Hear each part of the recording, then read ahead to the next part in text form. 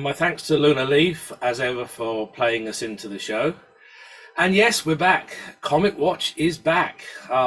It's been a long 9 months, but we've all had things we needed to get done. And so we've done them. We're back. Bit of a sad restart to the shows. As everybody's aware, we lost Don Machholz recently. He was a great friend of the shows and a great man, not just for Comets, but for other things, including the Messier Marathon, if you're into it. I'm not personally, but I know a lot of people are, and it was one of the things that Don actually helped co-create.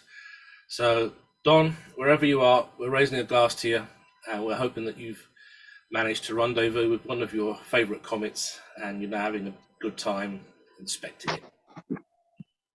Gesundheit, Neil. Sorry, thank you. So, yeah, as always, it's the shipping forecast for comets. So, cracking off with the 22nd of August, Zhiheng Yang reports a Kreutzgruppe comet in real-time C3 images.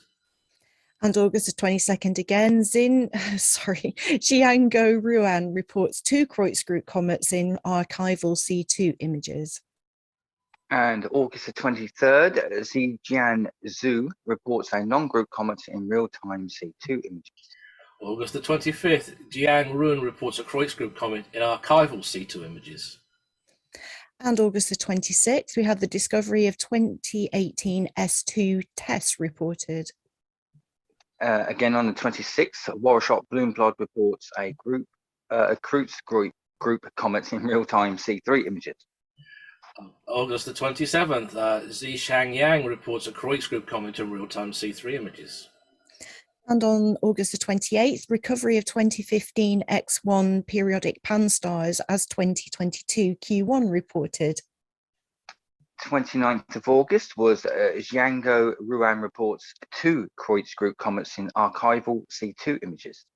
Again on the 29th of August, Xiang Yang reports a Kreutzgruppe comet in real-time C3 images. August the 30th, Zhu Yang Chen reports a non-group comet in archival C2 images. Sorry, we're out of practice, aren't we? Yeah. August the 30th, Xiango Ruan reports a Kreutzgruppe comet in archival C2 images. August the 30th again, Hanji Tan reports a Marsden group comet in archival C2 images. August the 30th again, Kenichi Useki reports a Kreutzgruppe comet in real-time C3 images. August the 31st was the discovery of the 2022 P2 periodic ZTF reported. August the 31st, Jiang Run reports 6 Kreutzgruppe comets in archival C2 images. Wow. 31st of August again, Zhesheng Yang reports a Kreutzgruppe comet in real-time C3 images. September the 1st, Hanji Tan reports a Kreutzgruppe comet in archival C2 images. September the 2nd, Zhiheng Yang reports 3 Kreutzgruppe comets in archival C2 images. And on September the 2nd again, Xiangyo Ruan reports a Kreutzgruppe comet in archival C2 images. September the 3rd, and Zhezheng Yang and Hanji Tan report a Kreutzgruppe comet in real-time C3 images. September the 3rd, Jiang Yang reports a Kreutzgruppe comet in archival C2 images. And September the 3rd again, we have Zhisheng Yang reporting a Kreutzgruppe comet in archival C2 images. Again on the 3rd of September, Hanji Tan reports 4 Kreutzgruppe comets in archival C2 images. September the 4th, Jiang Run reports 4 Kreutzgruppe comets in archival C2 images. And September the 4th again, Zhisheng Yang reports 2 Kreutzgruppe comets in archival C2 images. On the 5th of September, Zhizhang Yang reports 2 Kreutzgruppe comets in archival C2 images. On the 5th of September again, Xuyang Chen reports a Maya group comet in delayed C2 images. And on the 5th of September again, Han Ji Tan reports a Kreutzgruppe comet in archival C2 images. September the 6th, Zhu Yang Chen reports a Kreutz group of comets in archival C2 images.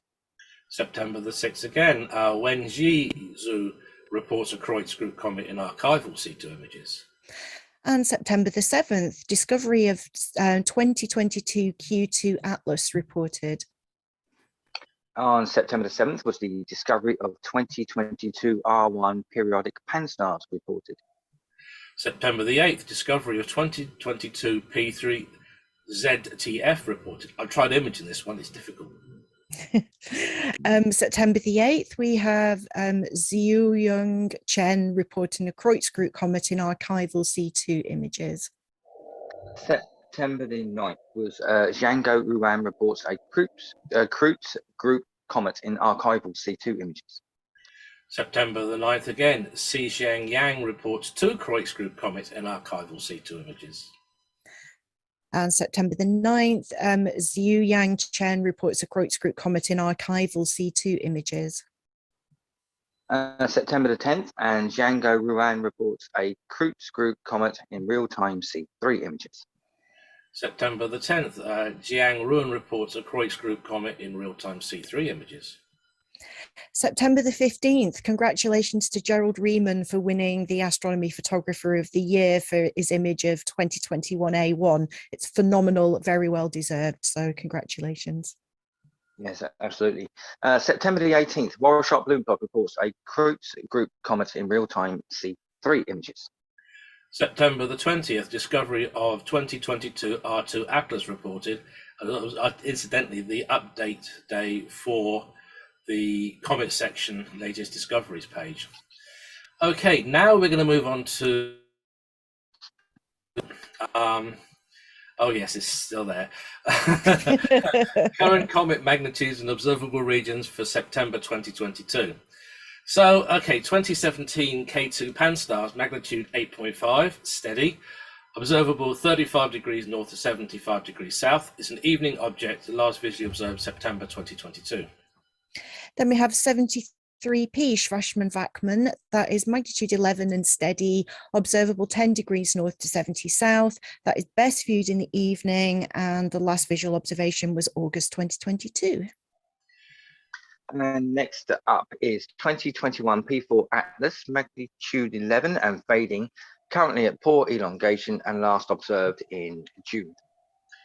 Next is 2022 P1 Neowise, magnitude 12, bright, 45 degrees north to 75 degrees south, best in the morning, last observed 2022 September.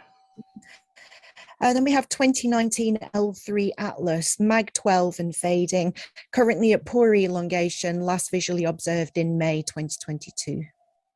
Next up is the old favourite 81P Field, magnitude 12, question mark and brightening, but currently at poor elongation and is yet to be observed. Then we have 2021 E3 ZTF, 12.5. It's fading, 45 degrees south to 80 degrees south. It's an early morning object. Last visually observed June 2022. And then we have 2022 E3 ZTF. That's currently at mag 13 and brightening. Observable 70 degrees north to 15 south. That is an evening object. Last visually observed in September 2022. Next up, we have 2020 V2 ZTF, magnitude 13 and brightening, 70 degrees north to 50 degrees north, an early morning object and last observed in August. Okay, then we have 2019 T4 Atlas, 13th magnitude, bright. Fading, I beg your pardon. Poor elongation, last observed 2022 June. And we have 118P Shoemaker-Levy, that is mag 13 question mark, that's brightening, observable 55 north to 35 south. That is a morning object, not yet observed visually. And next we have 255P Levy, a magnitude 13 question mark and steady, 35 degrees north to 0 degrees south, an early morning object and is yet to be observed. Guess which one I got? 29P SW1, 13th magnitude question mark, varies, 65 degrees north to 15 degrees south. It's a morning object, last visually observed April 2022. Then we have 2020 K1 pan-stars, mag 13.5 and steady, observable 55 north to 60 south. That's an early evening object, last visually observed September 2022. And next we have 2020 R7 Atlas, magnitude 13.5, but now fading, 20 degrees north to 80 degrees south, an evening object, and was last visually observed in July. And finally, we have oh, sorry, I've jumped ahead. Go on, Nick. Next is 22P COF, KOPFF, pronounce it how you like. 13.5 magnitude fading, 60 degrees north to 55 degrees south. Best in the morning, last visually observed September 2022. So now we have finally 2019 US pan-stars. That's mag 14 and steady, currently at poor elongations, so not visually observed since July 2022. Well, that's U5, it's not US. Oh. Okay, right. Okay, as always, details are usually fully updated at the beginning of each month. There may be some minor updates. And generally, if the comet is brighter than this, others will see it fainter. The observable region is approximately indication of the latitude at which the comet can be seen. Under good conditions, obviously, they can be seen outside of the range. The period when visible is for the UK, if the comet's visible from the UK, otherwise for 40 degrees south or the equator as appropriate. The last visual observation is as received by the section. Details are often updated on the basis of observations published elsewhere. To be honest, beginners are only really going to find comets fainter than they'll find comets fainter than 7th magnitude difficult to locate. If you go onto the Comet Section webpage, there are plenty of finder charts available. You can use the Sky Live, that's always a good indicator. And as always, our thanks to Jonathan Shanklin and Nick James for access to the visual observations page. Phew. That's a tough one. Yes. Need to lie down now. Yeah, absolutely. Oh, I wish. Anyway, so this month, because we're really getting back into things, we decided to make it a bit easier on ourselves, and it's just us. So, with what's been in the news recently, I thought there's a comet that everybody tends to either ignore or wish that they could recover. It's not going to be recovered, but you know what? I'm going to let Neil tell you that story. Oh, yes, of course. Our old friend, 3D Biela. It's a comet that is very famous because it was the first comet ever to be observed to split into two. The story of Biela's comet begins really on March the 8th in 1772, when a chap called Montaigne in Limoges in France discovered the comet visually, and it had a 4.5 arc-second long tail, which is not very long, but it was magnitude 6.5, so just on the verge of naked eye visibility, and it was observed for 29 days only. So a conclusive orbit wasn't able to be pinned down, so it came and it passed.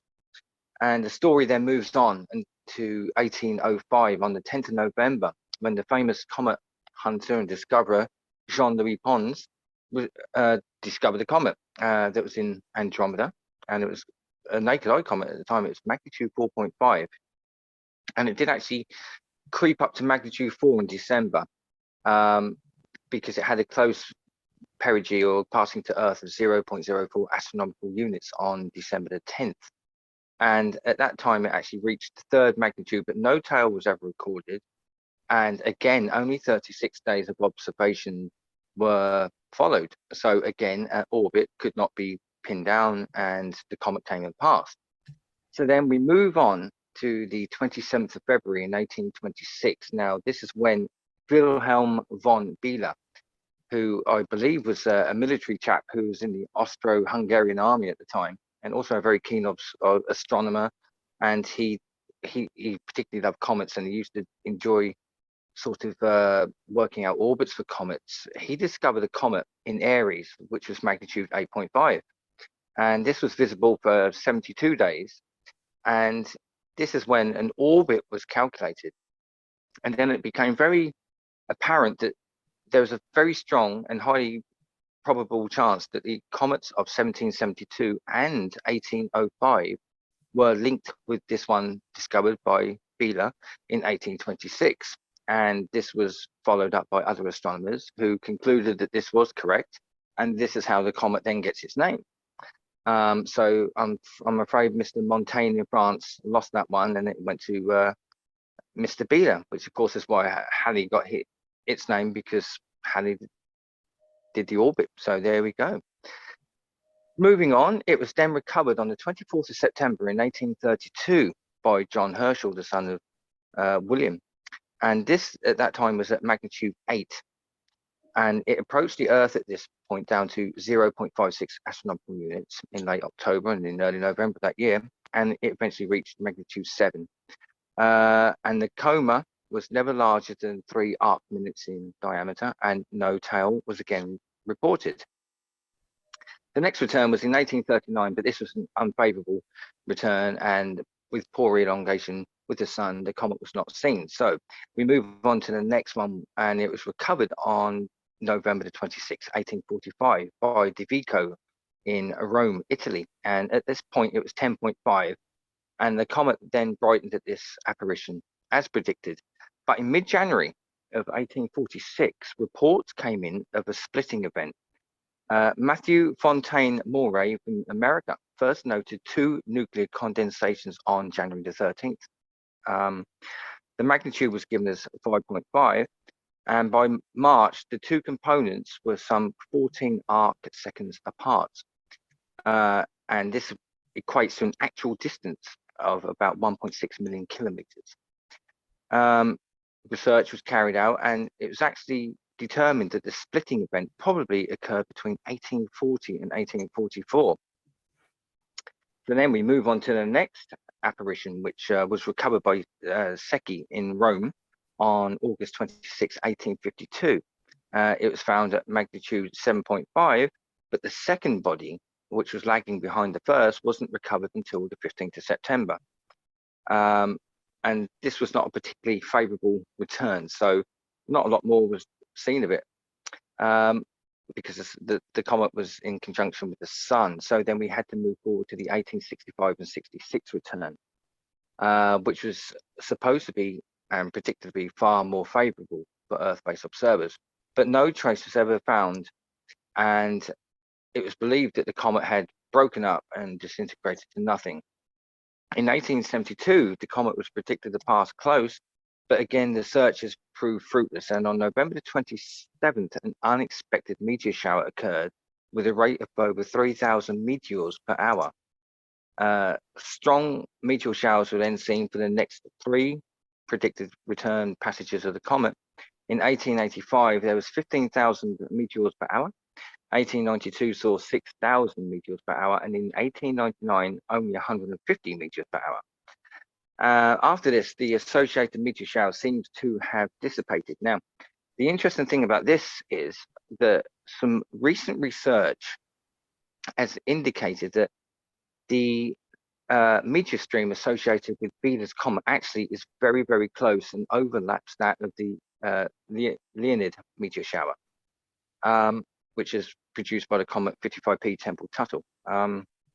Now, there's a lot of research saying that the comet Biela actually passed through the stream of the Leonid meteor shower, and there could have been impacts from because that meteor shower has large objects within it that could have actually caused Biela's comet to break apart. This is not confirmed, but it is a possibility that if Biela was a weak comet held together loosely by gravity, this could have actually caused the splitting event.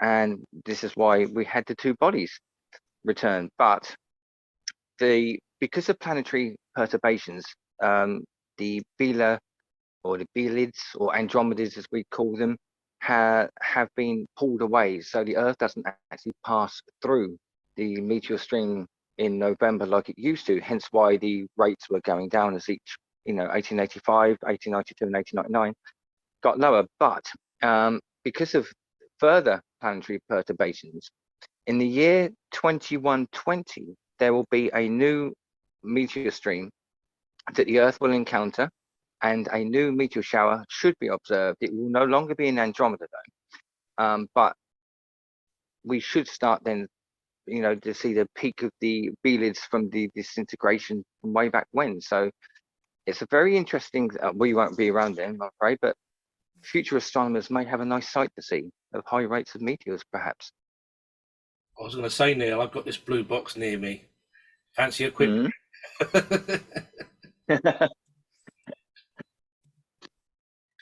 Now, so it's going to be at least the next century before anybody gets to see anything spectacular. Is this linked to Biela's comet?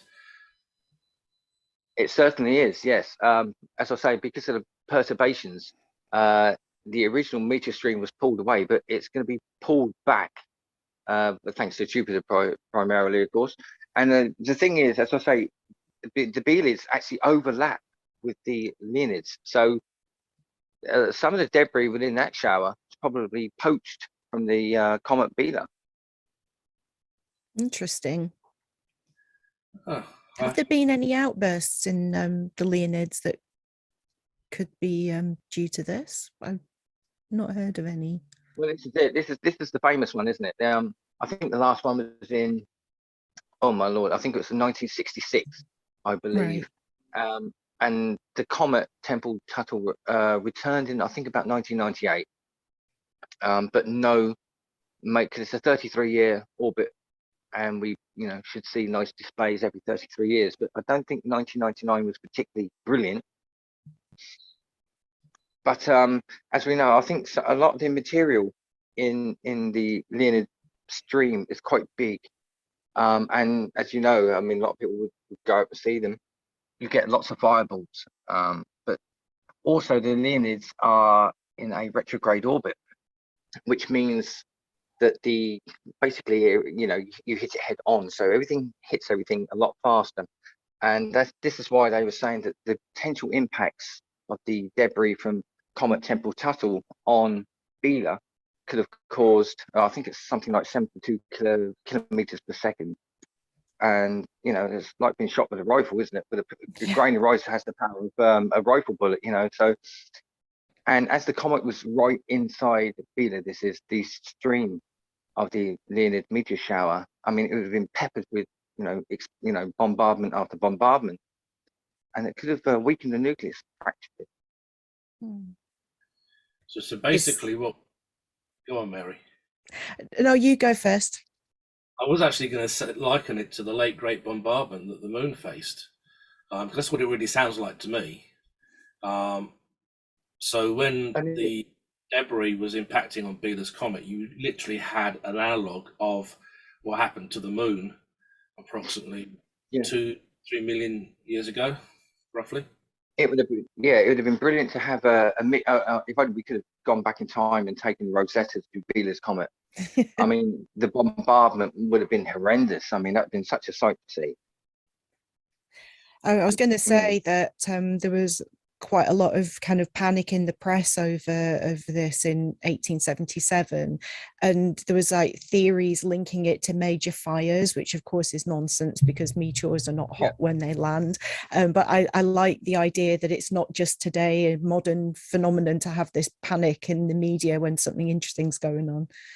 Well, 1910, Halley's comet was on its return, blazing through our skies, and you had people selling pills to protect you from the cyanogen gas in the comet's tail. And I'm going to beat you to this one, Neil. We're not going to mention the ice on sun cream, are we? No. But seriously, Chris Wyatt, Well, I wasn't going to name names. I was just going to mention the product. Well, he's still got some. He's still got some. It's well past the sell-by date now. I mean, it's about 10 years old, but, we still knock it out. But no, I mean, we laugh about these stories, but, it did lead to a group of people in a cult actually taking their own lives when they were scared about Hale-Bopp. So, we can kind of laugh about the unnecessary panic, but you can, it can lead to people are vulnerable and open to suggestion. It can actually end up with a not very nice outcome. I have to wonder how much that was down to the press. Their doomsaying about the comet as it appeared in our skies. Yes, there's always it's sad that there's people who would be easily influenced that this was the time to leave the Earth, and that the comet in some respects was going to take them to the promised land, even if it's only in spirit. But yeah, I seem to remember. Yeah, I mean, I seem to remember that a lot of that started, didn't it? Because Hale-Bopp was coming in, and then I think somebody took an image of it, and I don't know if it was an artifact, or it was a genuine like blob of material that came off Hale-Bopp. But somebody said, "Oh, there's a piece of Hale-Bopp dragging behind the actual main comet," and it's like, well, that's obviously a UFO, isn't it? And then things spiraled out of control in the Heaven's Gate people, and sadly, they, yeah, you get that with Mars today. What is obviously a rock or a depression becomes a face, or a building in some cases. I'm waiting for there's a Stargate sitting on Mars. That would be a good one. I love the recent doorway that everyone's kind of losing their minds over, and it's about 10 centimeters tall.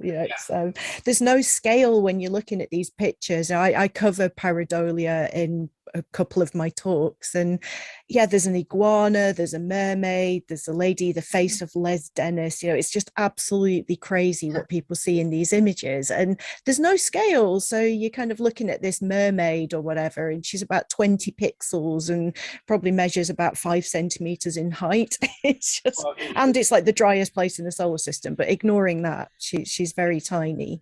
Same with the moon. Some of the lava tube openings that are very easy if you've got a large telescope and a good camera that you can image these. I know that Mr. Astro Biscuit has been busily doing that type of thing with the Blue Lagoon on the moon. Yeah. That was a very good bit of actual imaging he did. He got it, didn't he? He did, and it was with an instrument that wasn't supposed to be able to do it. That was amazing. I was holding my breath during that video. Yeah. Did he do it? Did he do it? And he did. It was amazing. People are saying that these holes in the moon are now something completely different. They're pits, they're lava tubes.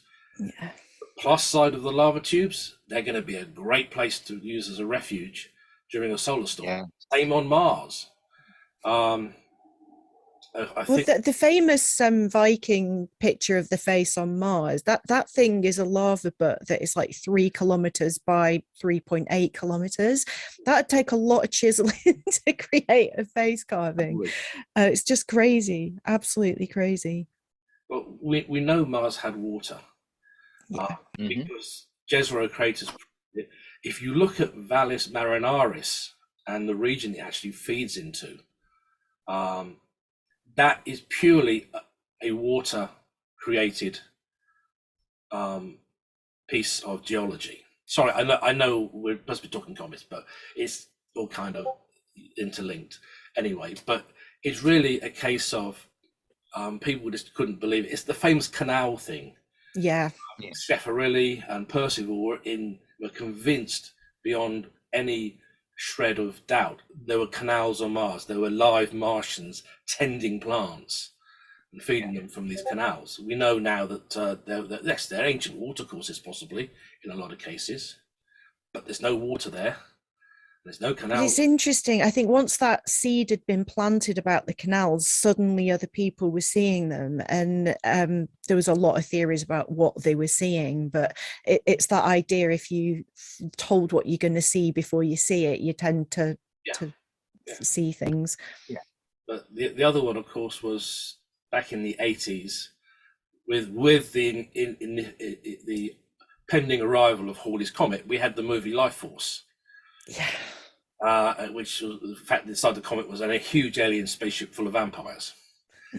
that made me laugh. But then again, it's just, this is the type of thing that Hollywood pushes out. Yeah, it's good fun. It's a decent horror film, if nothing else. But this allows people to become convinced that a comet has a UFO there, or it's a portal to a better life. So I actually really enjoyed Don't Look Up, which was sort of about a comet, because it so perfectly summed up the kind of hysteria and the mania that can happen when the media get onto some bandwagon. And it was actually funny but quite chilling at the same time, because it was almost believable about what would happen. there was a quote I posted on my Facebook, so I'm just trying to get back to it, and I'm not talking about the wind up the Daily Telegraph about the street lamps, and I posted, yeah, the British astro imagers will be overjoyed if the lights go out in the winter. Didn't go down very well. What was it? Because it got quite. Volcanism is a fundamental process for planetary bodies and shaping moons. That was Dr. Brent Gary at the Goddard Space Center. So when you think about it, we can't look at Venus's volcanoes. We can look at the Martian ones, and they're all shield volcanoes. It's the case of geology never really got started. And we are lucky we have plate tectonics. We had water from multiple sources. Some of it probably was derived from early cometary impacts when the atmosphere was still forming. So, did you see that the latest analysis on the Winchcombe meteorite shows that the water that's contained within it matches water here on Earth? Yeah. So, yeah, they're finding that in the asteroid belt as well. They're looking at some of the asteroids. Right, there was a big thing about Ryugu in the press as well. I think it was in the same Scarlet Night magazine as you, Mary, actually. He says, this is the greatest thing about Facebook. I've got all my notes there.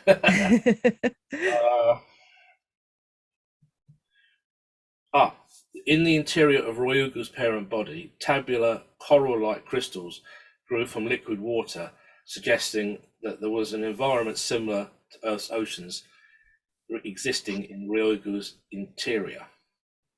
Lots of geodes. From a JAXA press release, I think that was a couple of days ago. Nice. So this thing about comets being progenitors of life and bringers of life, everybody's still saying the jury's out, but we are finding stuff that matches with what's found on Earth, isotopically. And the building blocks as well. It's bringing what's necessary, isn't yes, it? Exactly. They're finding amino acids and stuff, the very basics of RNA. What more could you want? And everybody dismissed Fred Whipple et al. And Chandrasekhar. I can't pronounce it.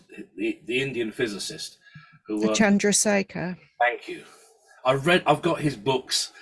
I still have problems, but he and Hoyle and Whipple all worked on this theory, and maybe it's not as far-fetched as it was originally thought. No. But hey, who knows?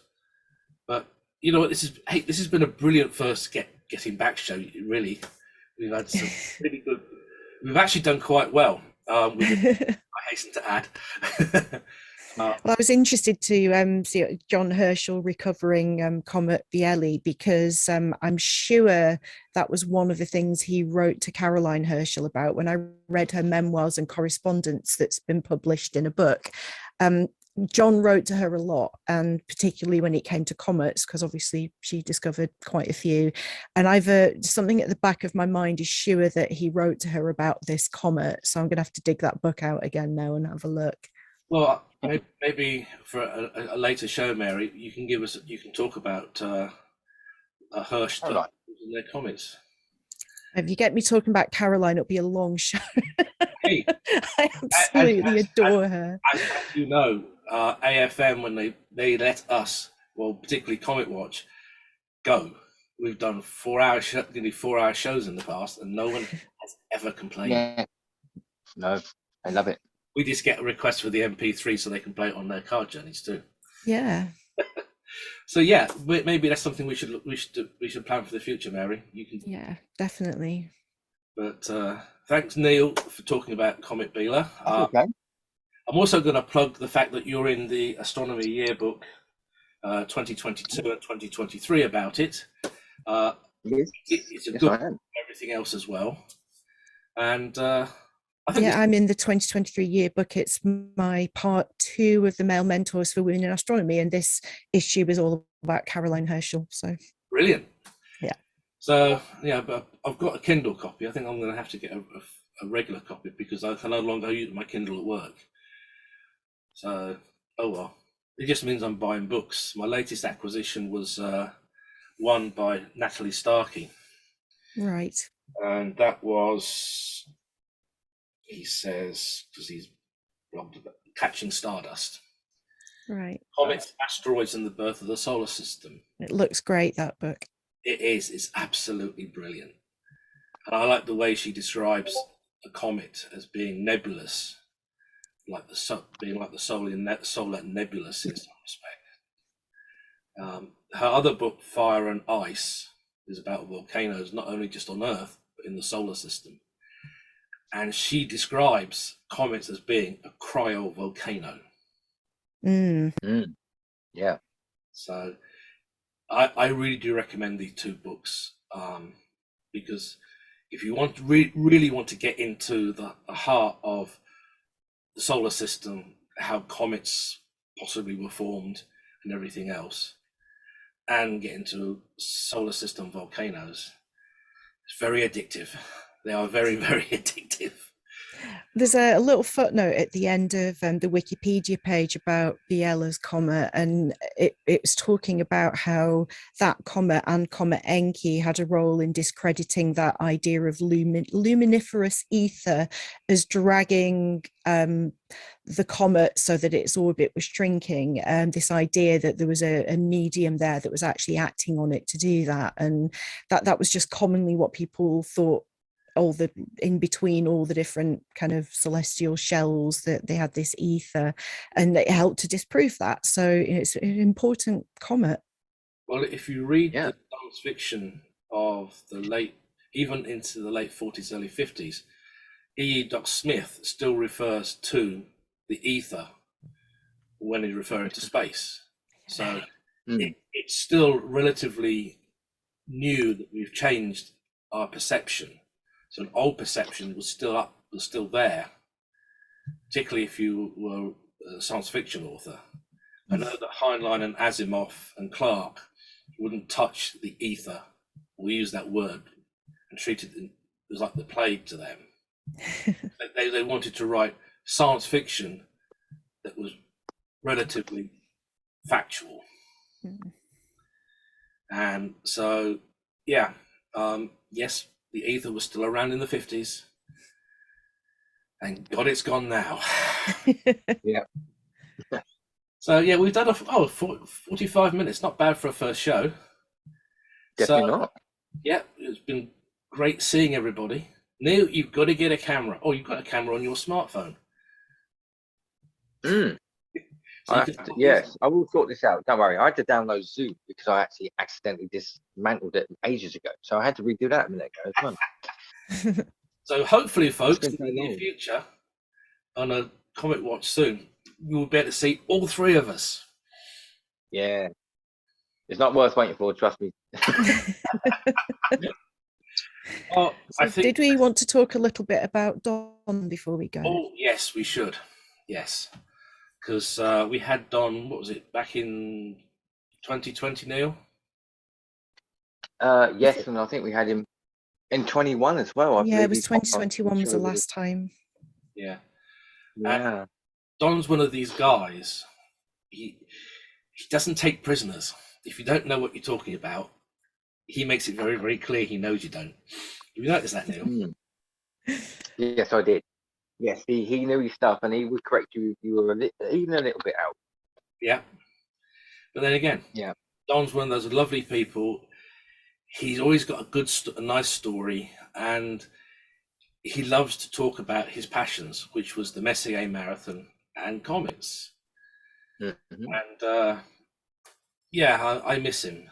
The podcast is still up and updated as far as I can tell, and so are his pages, which is great. I will put a link in for them, because I still listen to them going to work.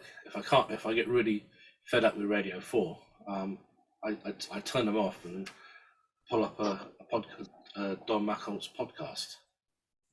Yeah. He's just one of those really nice, easy. He's laid back. He's easy listening, and he really doesn't put too many scientific things in there that people might not understand. It's a real skill, that, isn't it?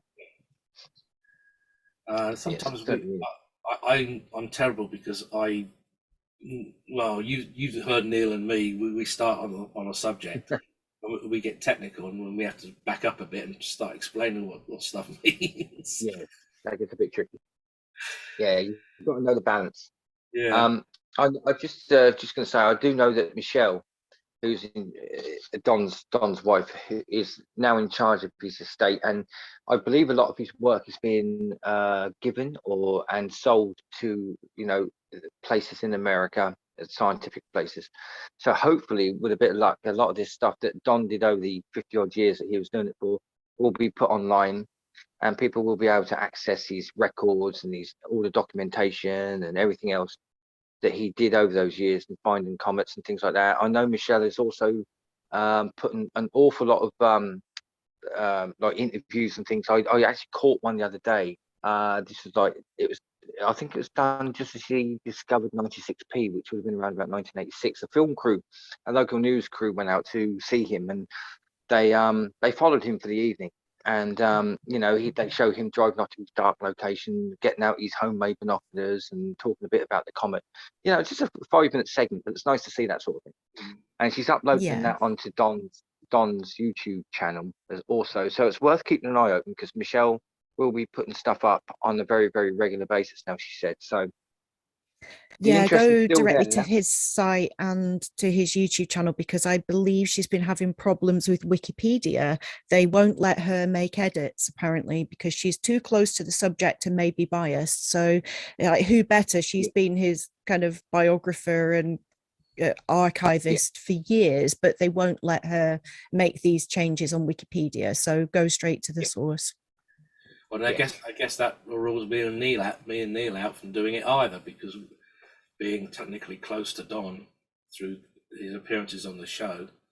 Yeah, I understand they need impartiality, but who better to get the facts across than someone that lives with him? Yeah, it's crazy. It's insane. But that's the modern world. I've been banned from Twitter for 7 weeks now because I shared an ionization cloud video, which was incorrectly labeled as me sharing intimate media. And 7 weeks on, I still can't get my account back. It's just total madness. So crazy. Well, it's like getting a ban on Facebook, which I've had twice, because I put a geology post up that shows the Earth is much older than what a certain book says it is. Yeah, people maliciously report, don't they? But nothing's done about them. But no, it's insane. It's crazy. But yeah, there's still lots of stuff on donmachholz.com, and like you say, his YouTube channel and his podcast is still out there. So people are going to still learn from him for many, many years. Yeah, and of course this past week was the David Levy Arizona Comet Retreat. It finishes today. Today's the last. I think it's from the 11th through to the 25th of September. It's the Arizona one. And we must send our best wishes and everything, all healing powers and things like that, to Wendy, who's David's wife, who's going through a bit of time at the moment. So we've got to be having her in our thoughts as well. Yeah, both of them are in my thoughts every day. Yep. Another great pairing in Comets and everything else. I really love the way David can find a literary yes to go out with that any particular part of an interview he's doing. It's amazing. his literary knowledge is phenomenal. He's got you can get another one of his books signed at the moment, apparently. Ah, I'll chase it up because I did see that. I think it was his Meteor Shower. It might have been his Meteor Shower book that's now available through Star Arizona, signed by request. So, well, we've all got books by David signed. we do. Yes, we do indeed. And actually, The Night Watchman's Journey is absolutely brilliant. Since we've been talking about books, yeah, we'll mention it out there. And of course, two of my other favourites was Impact Jupiter and Shoemaker by Levy. Yeah, I've got Shoemaker by Levy. It's Obviously we lost Caroline recently too. So yeah, it's been a year, isn't it? Yeah. It has terrible. Reading the backstories really makes you appreciate these people even more. Yeah. The dedication is just unbelievable, isn't it, really? Well, That's Gene it. started out prospecting for uranium for the US government and then moved into doing other things and finally the space program. And Ranger, I believe, was one of his favourite babies, the Ranger program to the moon. Yes. I don't think I'm familiar with that. It was one of the early American lunar probe series. Right. And he was heavily involved in working on that program because that was part of the search for suitable landing sites for Apollo. Okay. So I'm not going to use my computer because I've got lag, as you can probably see. His desire to go to the moon started back in the late 40s. So let me just quickly, for anybody who wants to see it, this is the book. It's very hard to get, but it's worth the perseverance. Right. I found a second-hand copy on Amazon Marketplace. Yeah.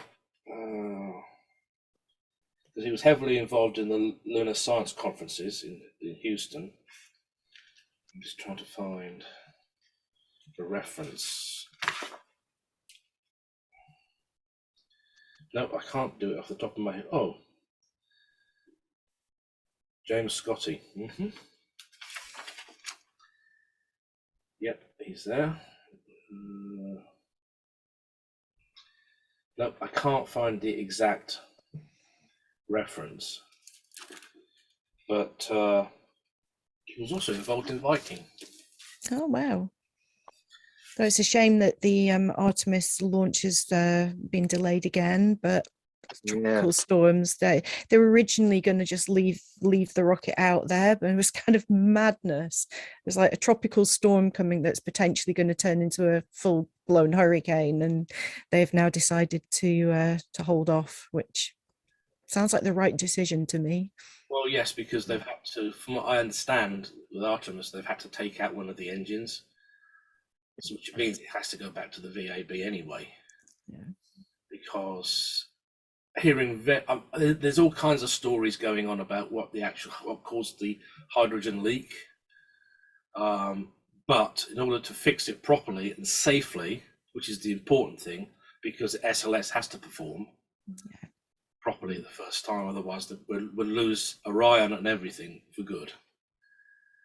But taking it back to the vertical assembly building means that they can safely remove the actual casing, they can get in there, they can fix it. Modern rocket engines are plumbing. They need a plumber, but it's just done with cryogenic temperatures. And once that's fixed, they'll roll it out. There is a series of launch dates in October. So hopefully it will be on a Friday or a Saturday morning. Friday night, Saturday morning would be perfect for me because I'll be with all my friends at the Open University Space Society watching it. And hopefully it will go off first time and we'll have a successful circumnavigation of the moon for Orion. Orion is a very important program. It could potentially be used to go to a comet. It has that. they're saying it can be used to go to Mars, to the asteroid belt. So why Yeah. can't why not do a feasibility study to send Orion to a comet? Mhm. It can take 6 astronauts. I get told off frequently because I am a child of the 60s. I was born in the 60s. I grew up with manned space travel and manned space. I'm told I really should call it human space. Crude. Crude space, yes. But I'm old. Yes, there's grey in my beard. So it's, to me, it always will be manned space. Manned space has always meant to me to refer to human beings, not a specific gender, because there were Apollo astronauts, well, there were Mercury astronauts who were female who were being trained originally. Yeah, they were never going to be sent to the moon, though. They were just They testing on them. were going to possibly fly on Mercury, but they got cold feet in the end because they thought, well, if there's an incident and a female astronaut dies, it would reflect badly on the space program. It reflected badly on the space program when 3 men died on Apollo 1. And If you want a good read, look for Wally Funk's book on that. It's amazing. if you want a good watch from the Earth to the Moon, because I understand it is very factual. CGI is pretty good, darn good as well. Ed White sitting on top of the Atlas, the Adager, the Agena. No, it wasn't the Agena. It was on the Gemini capsule, riding it like a Bronco. And The dream. disobeying an order to re-enter the capsule. The real Gene Kranz, the real Chris Kraft will never comment on the reality. So it's a docudrama. It's fictional, based on history. So if you're into Apollo and stuff like that, and you want, it's a good watch. Tom Hanks did a brilliant job with that. He did a good job in Apollo 13, the movie. So yeah, it's all good fun. But yeah, it'd be really good if they could use it to visit a comet. So we've got the Comet Interceptor mission coming up. Is there anything else in the pipeline for comets apart from that? No. No. I hadn't heard anything. No. A manned mission would be brilliant because it's the corner of your eye thing. It's like the orange soil on the moon. That literally, the astronaut saw it at the corner of his eye, and it intrigued him, and he went and investigated, and he found it. I don't think a rover on the moon would have seen it or recognized it as being different. Given that there is a time lag for signals between the Earth and the moon, it's not a big one, but by the time somebody watching a camera on a probe had seen it, it'd have been too late. Having somebody boots in place, as they say, means you spot things which even the most advanced rover would miss. It doesn't have something caught my corner, something there that's just caught me at the side vision. They can't do that.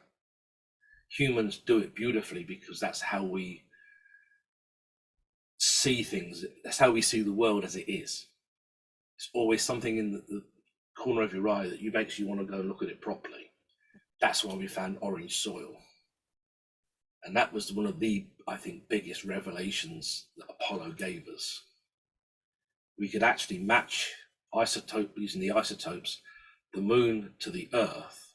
So yes, it gives even more credit to the collision theory, the Theia theory, and sending a man to a comet or a woman to a comet or both means that they would see things that scientific instruments wouldn't register as being possibly interesting. Rosetta did a bang up job given the time lag, but sending a human there means there is just so much more science, and it's the instinctive, deductive reasoning that the human mind has that allows us to pick up on things Mm. that would be missed otherwise. And I think that's going to be the same with Mars.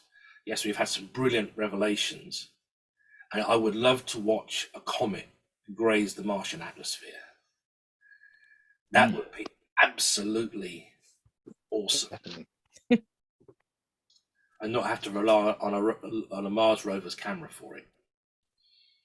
Just to be able to be there and to be doing a feed just as it happens. That would be absolutely awesome. Yeah. Maybe one day. Yeah, maybe one day. Hope the idea of a multi-pronged attack, for want of a better word, on visiting Mars is great. It used to be to go to another planet or to a satellite like the moon, it took a huge chunk of national resources and capabilities. And the commercial sector can help with understanding the solar system so much more. Because we need to, for science, we need the stony asteroids. The metal ones, the commercial companies are welcome to. We need the chondrites, the porous stony ones, because that is where you're going to find evidence of water, of amino acids, and everything else. It's a trade-off for human beings to go to those. There has to be, obviously, eventually asteroid belt mining. So if the agreement is, yep, sure, if it's purely metal, take it. Just leave the ones we need for science to us. Mm. And you can do the same with comets. So yeah, let's see what happens. Let's wait for boots on the ground or boots on the coma or nucleus on a comet. It'd be an interesting ride. Sure would. Oh, hour and 5 minutes, folks. So, and anything else we want to talk about before we go? No, I don't think I've got anything else. No, not this show. So, yeah, all it's to say is see everybody next month. It's great to be back, and I'm just going to be. I can fit this in with OU. It's pretty easy. It's terrible, isn't it? All the things you have to do. So it's good night from me. Good night from me. And good night for me. Good night, everyone. Bye. Bye.